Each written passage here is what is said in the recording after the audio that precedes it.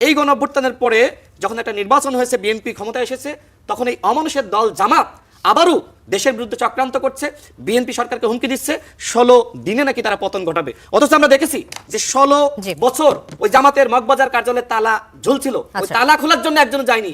এখন আমরা নব্য বিপ্লবী দেখছি, যে বিপ্লবীদেরকে সেই অন্তর্বর্তীকালীন সরকারের আগে মানে হাসিনার সময় আমরা এদের টু শব্দ শুনি নাই, এখন বড় বড় বিপ্লবী কই থেকে আসছে আই ডোন্ট নো, এরা কোথা থেকে আসছে। রাশেদ খান, আবার আসবো আপনার কাছে। ডক্টর শিব্বির আহমেদ, এই যে নব্য বিপ্লবী বলা হচ্ছে জামাতকে এবং জামাতে ইসলামের আমির ও সংসদের বিরোধী দলীয় নেতা শফিকুর রহমান বলেছেন যে দেশের রাজনৈতিক দখলদারিত্ব এবং চাঁদাবাজি বন্ধ হয়নি। আপনাদের নাম ছিল জাতীয়তাবাদী দল, বিএনপির কথা বলছে, এখন মানুষ বলে চাঁদাবাজির দল। এগুলো আসলে রাজনৈতিক শিষ্টাচারের মধ্যে পড়ে কিনা? দুইজনকেই হয়তো বলছি যে দুই দলকে লক্ষ্য করে এ ধরনের বক্তব্য শিষ্টাচারের মধ্যে পড়ে কিনা। জামাত 2001 থেকে 2006-এ বিএনপির সাথে জোটের শরিক ছিল, অনেক বছর রাজনৈতিক জোটেও ছিল। বিএনপিকে এখন চাঁদাবাজের দল হয়েছে নাকি আগেও আসলে ছিল, এখন বলার কারণ কি? আচ্ছা, এখানে দেখেন, প্রথমত হচ্ছে যে মানে আপনি যখন কোনো একটা ওয়ার্ড ইউজ করবেন, এইটার একটা নির্দিষ্ট ডেফিনেশন থাকবে যে এই ওয়ার্ডটা দিয়ে আসলে কি বোঝায়। ধরেন কেউ বললো যে চাঁদাবাজ বা চাঁদাবাজি, এই কথাটি দিয়ে আমি বুঝি যে মানুষের কাছ থেকে জোর করে টাকা নেওয়া হয়। সিমিলারলি ধরেন যদি বলে যে এই লোকটা অমানুষ, তাহলে এটা একটা ডেফিনেশন থাকা লাগবে অমানুষ বলতে আসলে কি বোঝায়। আমি জানি না রাশেদ ভাই এক্স্যাক্টলি কি বুঝিয়েছেন, এটা ডেফিনেশন থাকা দরকার। যদি ডেফিনেশন না থাকে তাহলে মানুষ অনেক কিছু অনুমান করে নিতে পারে, এবং সেইটা যদি স্পেসিফিক, চাঁদাবাজি একটা স্পেসিফিক বৈশিষ্ট্য, স্পেসিফিক ফিচার কোনো একটা দলের বা কোনো দলের কর্মীদের, এটা যদি কেউ ক্লেম করে যে আপনাদের দলের অনেক মানুষরা চাঁদাবাজি করে এবং আপনাদেরকে চাঁদাবাজির দল বলা হচ্ছে, চাঁদাবাজি নিয়ে অনেক কথাবার্তা হচ্ছে, এটার একরকম। প্রতিবাদে যদি রাশেদ ভাইও সেই দলকে বলেন যে আপনাদের দলের মানুষরা এই কাজটা করছে স্পেসিফিক একটা, সেটা বলতে পারে। কিন্তু অমানুষটা আমার কাছে মনে হচ্ছে না এটা কোনো পলিটিক্যাল ল্যাঙ্গুয়েজ, এটা একটা ঝগড়ার ল্যাঙ্গুয়েজ, এটা পলিটিক্যাল ল্যাঙ্গুয়েজ না। মানে যদি স্পেসিফিক জামাত ধরেন, জামাত না ধরেন, না ঠিক আছে বলুন, ধরেন উনি বললো যে জামাত খুন করছে, যে নানান জায়গায় জামাত অনেক মানুষের খুন করে ফেলতেছে, তাহলে আপনি বলতে পারেন যে আপনারা খুন করছেন সারা দেশে এরকম, অথবা আপনারা চাঁদাবাজি করছেন, অথবা আপনারা দর্শন করছেন। মানে কোনো একটা অপরাধের সাথে যদি স্পেসিফিক কানেক্ট করে একটা ওয়ার্ড বলে, সেটাকে আমরা পলিটিক্যাল প্রতিবাদ হিসেবে দেখতে পারি। কিন্তু অমানুষ ইটসেলফ মানে কিছু মিনিং ক্যারি করে না। এনিওয়ে, এটা ওনার রাইট আছে বলার, উনি বলতে পারেন, ব্যাখ্যাও দরকার হলে উনি দিবেন, আমি ব্যাখ্যা করবো না। আর যেটা বলেছে যে জামাতকে বিএনপি সাথে রেখে মানুষ করার চেষ্টা করেছে, এগুলো আসলে তো মানে কথা বলতে গেলে হিস্ট্রিক্যাল ব্যাপারটা আনতে হয়। দেখেন, বিএনপি কিন্তু কোনো কালেই জামাতের সাহায্য ছাড়া ক্ষমতা আসতে পারে নাই। বিএনপি এককভাবে কোনো কালেই পারে নাই।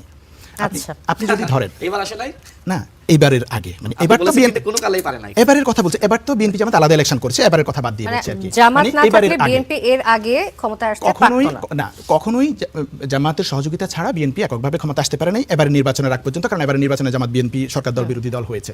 আপনি যদি ইভেন হিস্ট্রিক্যালিও দেখেন, মেজর জিয়া যে পাওয়ারে আসছেন, মেজর জিয়াকে যে সিপাহী জনতার বিপ্লবের মাধ্যমে মুক্ত করা হলো, সেখানে যে সিপাহী জনতার স্লোগান হলো, আপনি দেখবেন ওখানে জাসদ ছিল এবং সেনাবাহিনী ছিল, জনতা ছিল।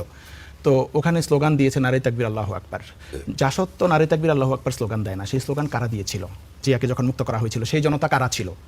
সেই জনতা ছিল জামাতের লোকজন, সেই জনতা ছিল মুসলিম লীগ, সেই জনতা ছিল ইসলামপন্থী জনতা। সো জিয়াউর রহমানকে পাওয়ারে নিয়ে এসেছে ইসলামপন্থী জনতা, কারণ জিয়াউর রহমান নিজেও একজন ইসলামপন্থী মানুষ ছিলেন। উনি ক্ষমতায় এসে আল্লাহর প্রতি পূর্ণ আস্থা বিশ্বাস সংযুক্ত করেছেন সংবিধানে এবং আরও নানান সংস্কার করেছেন। 91-তে আসেন, 91-তে বিএনপি 140 আসন পেয়েছিল, ক্ষমতায় আসতে পারে নাই। জামাত ইসলামী 18 সিট নিঃশর্তভাবে দিয়ে জামাত বিএনপিকে ক্ষমতায় এনেছে। তো জামাতের সহযোগিতাতেই বিএনপি এসেছে, এবং জামাত নিঃশর্তভাবে দিয়েছে। যেমন মনে করেন গণ অধিকার পরিষদ একটা এমপি, তারপরেও একটা মন্ত্রণালয় নিয়েছে, কিন্তু জামাত তখন 18টা আসন দিয়ে একটা মন্ত্রণালয় বিএনপির কাছ থেকে নেয়নি, নিঃশর্তভাবে দিয়েছে যে দেশের স্বার্থে, গণতন্ত্রের স্বার্থে আমরা সমর্থন দিলাম। জামাত সবসময় দলের ঊর্ধ্বে দেশের স্বার্থকে প্রায়োরিটি দিয়েছে। আবার 2001-এ আসেন, জামাত সহ জোট করে কিন্তু বিএনপি পাওয়ারে এসেছে। তখন চাঁদাবাজি, আমি যে প্রশ্নটা করছিলাম, তখন চাঁদাবাজ মনে হয়নি, এখন কেন চাঁদাবাজি কথা আসছে? চাঁদাবাজ মনে হয় না বা না হওয়া না, বিএনপি চাঁদাবাজি 2001 থেকে 6 সময় বিএনপি চাঁদাবাজি করেছে, চাঁদাবাজি হয়েছে, এগুলো নিয়ে প্রতিবেদন হয়েছে। কিন্তু জামাত সরকারে তখন 2 জন মন্ত্রী মাত্র ছিল। সরকারের 50 জন মন্ত্রীর মধ্যে 2 জন মন্ত্রী মানে 25 ভাগের 1 ভাগ না, সরি, এনিওয়ে মানে খুবই ক্ষুদ্র একটা অংশ। তো সরকারের মধ্যে খুবই ক্ষুদ্র একটা অংশ, এবং তারা যে 2টা মন্ত্রণালয় চালিয়েছে সেটা তাদের শত্রুরাও স্বীকার করেছে, যে 2টা মন্ত্রণালয়ে কোনো ধরনের ঘুষ দুর্নীতি চাঁদাবাজি হয় নাই, তারা কেউ প্রুফ করতে পারে নাই। তার মানে হচ্ছে তারা তাদের যে দায়িত্বের জায়গা ছিল সেটা সততার সাথে পালন করেছে এবং জাতির সামনে প্রুফ করেছে। এখন বিএনপি যেটা করেছে সেটা বিএনপির দায়, সেটা যদি কেউ তদন্ত করতে চায় করতে পারে। যেহেতু জামাত তখন বিএনপির সাথে জোটে ছিল, বিএনপিকে তো পাবলিকলি সে শেমিং করবে না, সে ইন্টারনালি বলেছে নানান ব্যাপারে, যেমন তত্ত্বাবধায়ক সরকারি সূত্রে যে বিচারপতিদের বয়স বাড়ানো নিয়ে জামাত ইন্টারনালি বলেছে বলে আমি জানি। জানি, শুনেছি জামাত নেতাদের কাছে। তো এগুলো বলেছে বিএনপি এখন এসে যে চাঁদাবাজি করতেছে 25-এর পরে, 24শে জুলাইয়ের পরে, এইটা আনএক্সপেক্টেড। কারণ হচ্ছে 24শে জুলাইয়ের মানুষের মধ্যে যে একটা গণ আকাঙ্ক্ষা ছিল যে আমরা চাঁদাবাজি মুক্ত একটা বাজার পাবো, দেশ পাবো, এবং 5ই আগস্টের পরে চাঁদাবাজি বন্ধ হয়েছিল কয়েকদিন সাময়িকভাবে, মানুষ কিন্তু আনন্দ উল্লাস করতেছিল, বাজারে সবজির দাম কমে গেছে, ট্রাক ড্রাইভার বলছে চাঁদা দিতে হয় না কোথাও, সেটা আবার ফিরে এসেছে বিএনপির হাত ধরে, যেটা জুলাই পরবর্তী বাংলাদেশে খুবই আনএক্সপেক্টেড। এইটা আমি মনে করি সরকার আর কি স্ট্রিক্টলি বন্ধ করা উচিত। তারেক রহমান এটা স্বীকার করেছেন যে আমরা আছে আমাদের দলের মধ্যে এরকম লোকজনরা আছে, কিন্তু বন্ধ করতে আমি একটু সময় নিতে হবে, হয়তো এনিওয়ে উনি মনে করছেন যে ইমিডিয়েটলি বন্ধ করতে পারবেন না বা কিছুদিন পারমিট করতে হবে। তো আমি মনে করি সরকার এগুলো বন্ধ করার ব্যাপারে উদ্যোগ নিবে, কারণ এটা বিএনপির জন্য কলঙ্কজনক আর দেশের জন্য ক্ষতিকর। এটার একটা কারণ হচ্ছে যে বিএনপির আসলে যে পলিটিক্যাল ইকোনমিটা কিভাবে দাঁড়াবে, রাজনৈতিক দলের অর্থায়নটা কিভাবে হবে, এটা আসলে কোনো মডেল নাই। এই কারণে তাদেরকে চাঁদাবাজির উপর নির্ভরশীল হতে, কারণ কর্মীদেরকে তো পালতে হবে, তো কর্মীদের না পারলে তো দল হবে না, মিছিল হবে না, মিটিং হবে না। এটা একটা ক্রাইসিস আসলে পলিটিক্যাল বিএনপিকে জামাত চাঁদাবাজের দল বলছে ঠিকই, কিন্তু মানুষ তো সংখ্যাগরিষ্ঠ আসলে তাদেরকেই আসলে ভোট দিয়ে নিয়ে এসেছে। তার মানে মানুষ বলে না আসলে জামাত, না, মানুষ ভোট দিয়েছে বলে তো তারা ক্ষমতায় এসেছে, মানুষ ভোট দিয়েছে সেটা তো ফাংশন করছে, মানুষ ভোট দিয়েছে এবং তারা ক্ষমতায় এসেছে। সেটার সাথে তো এখন যে ক্ষমতায় এসে তারা চাঁদাবাজি করবে এটা তো মানুষ ম্যান্ডেট দেয় নাই। আমাদের ভাই বললেন যে জামাতের সহযোগিতা ছাড়া বিএনপি কখনোই ক্ষমতায় আসতে পারেনি। আপনি যদি সেই 91 নির্বাচনটা বিশ্লেষণ করেন, সেই সময় আওয়ামী লীগ পেয়েছিল 88টি, জামাত 18টি, এবং আপনার জাপা পায় 35টি, স্বতন্ত্র এবং অন্যান্য 19টি, সব থেকে বেশি আসন 140টি পায় বিএনপি। দেখেন এই যে আপনার জাপার সাথে কি আওয়ামী লীগ জোট করতে পারত? আবার এই জাপা এবং জামাত মিলে কি আওয়ামী লীগের সাথে জোট করে ক্ষমতা আসতে পারত? কোনো ইকুয়েশনই ওই সময় বিএনপির বাইরে কেউ ক্ষমতা আসতে পারে না, আপনি যত ইকুয়েশন করেন। সুতরাং এই কথা বাদ দেন, বরং আপনি ওই সময় বিএনপির সাথে যাওয়ার কারণে আপনি মন্ত্রিত্ব নেননি, কিন্তু আপনি সরকারে ছিলেন, সরকারের সমস্ত সুযোগ সুবিধা নিয়েছেন। আপনি দেখবেন যে সময় সেই 2001 এবং 6-এর আলাপটা আসে, বা আপনার 91 থেকে 96 পর্যন্ত এই আলাপটা আসে, এই সময় তো জামাত ইসলাম বিএনপি সরকারের কাছ থেকে ব্যাপকভাবে সুযোগ সুবিধা নিয়ে, এই যে ইসলামী ব্যাংক বলেন, এই যে ইবনে সিনা বলেন, যত আর্থিক প্রতিষ্ঠান তাদের আছে সবগুলো কিন্তু ওই সময় বিএনপির সময় তারা গড়ে তুলেছে। এই কৃতজ্ঞতা তাদের নাই। আজকে যে জামাত ইসলাম বাংলাদেশের সব থেকে ধনী দল, এটা তো বিএনপির সাথে থাকার কারণে তারা এই সুযোগ সুবিধা পেয়েছে, এই স্বীকার তারা করবে না। এই জন্যই বলছি যে বাংলাদেশে যদি অকৃতজ্ঞদের দল থাকে সেটা হলো জামাত ইসলাম, এবং এইটা অমানুষদের দল বললেও ভুল হবে না, যে কথা আমি বলেছি। তখন তো আমরা ইসলামী ব্যাংকের এই অবস্থা দেখিনি। আমি সেটাই বলছি যে এই যে ভিত্তিটা আপনি সৃষ্টি করেছেন, হ্যাঁ 83-তে করেছেন, কিন্তু পরবর্তীতে বিএনপি সরকারে থাকার কারণে এটার সারা বাংলাদেশে আপনি ছড়িয়ে দিয়েছেন, সুযোগটা পেয়েছেন, অন্যথায় পারতেন না। তো আমি শেষ করি, সাব্বির ভাই এই কথা বারবার বলে, এবং তিনি বলেন যে ওই সময় যদি 86-তে বিএনপি নির্বাচনে যেত তাহলে এরশাদ নাকি ক্ষমতা কন্টিনিউ করতে পারতো না। জাতীয় বেঈমানের অধীনে নির্বাচনে বিএনপিকে যাইতে বলে। বেঈমান জামাত ইসলাম হইতে পারে, বিএনপি কখনো বেঈমানি জাতির সাথে করে নাই, বেঈমানি করবে না। যেটা ফরিদ ভাই আবার বললেন যে বিএনপি প্রতারণা দিয়ে শুরু করেছে।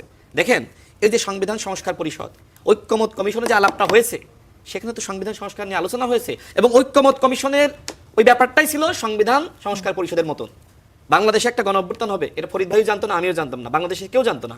যেহেতু 9 মাস আমরা সংবিধান সংস্কার পরিষদে আলোচনা করেছি, যেটা অন্তর্বর্তীকালীন সরকার ঐক্যমত কমিশন নামে গঠন করেছিল, এখন নতুন করে 5 বছর এই সংবিধান সংস্কার নিয়ে আপনি আলোচনা করবেন, আর আপনি অন্যান্য বিষয় নিয়ে কোনো কথা বলবেন না, কাজ করবেন না, দেশে এই সংকট ওই সংকট, এই সমস্যা ওই সমস্যা, জনগণের জন্য এই কাজ করা লাগবে, এগুলো নিয়ে আপনার বিরোধী দলের কোনো বক্তব্য নাই। বিএনপি নাকি এখনো চাঁদাবাজি করছে, এবং আমাদের মাননীয় প্রধানমন্ত্রী নাকি স্বীকারই করে নিয়েছে। আমি কি সরকারের একটা ম্যান্ডেটের মধ্যেই ছিল যে সরকার এসে সংস্কার অবশ্যই রাষ্ট্রের পুনর্গঠন সংস্কার সবই করবে, এবং যে জুলাই জাতীয় সনদে আমরা স্বাক্ষর করেছি, সেই স্বাক্ষরিত জুলাই জাতীয় সনদের আমরা পুরোটাই বাস্তবায়ন করব, এবং এই কথা আমাদের মাননীয় প্রধানমন্ত্রী বারবার বলছেন। এবার আসি, আমাদের ভাই বললেন যে আমাদের মাননীয় প্রধানমন্ত্রী নাকি বলেছেন যে হ্যাঁ আমার দলের মধ্যে অনেক চাঁদাবাজ আছে, তিনি নাকি এক প্রকার স্বীকার করে নিয়েছে। দেখেন চাঁদাবাজি একটা সার্বজনীন সমস্যা, আমি কিন্তু আগের বক্তব্যে ক্লিয়ার করেছি, তারপরে উনি আবার আনলেন চাঁদাবাজি। যেমন আপনার এই অফিসে মনে করেন একজন সাংবাদিক, এত মানে এই প্রতিষ্ঠান, একজন সাংবাদিক যদি কোনো একটা প্রতিষ্ঠানের কাছ থেকে চাঁদাবাজি করে কথার কথা, তাহলে কি এই প্রতিষ্ঠান পুরোটা তার দায় নেবে? এটা সম্ভব? যিনি অপরাধ করেছে তার বিচার করতে হবে। ঠিক একইভাবে বিএনপি করে কিন্তু অপরাধ করেছে, এরকম কেউ থাকলে বিএনপি তার বিরুদ্ধে সাংগঠনিক ব্যবস্থা নাই। কিন্তু আপনার শিশির মনির সে কি করলো? সে আবরার ফাহাদের খুনিদের আইনজীবী ছিল। এরা জামাত ইসলাম ওর নমিনেশন দেয় কিভাবে? আবরার ফাহাদের খুনিকে কিভাবে নমিনেশন দেয়?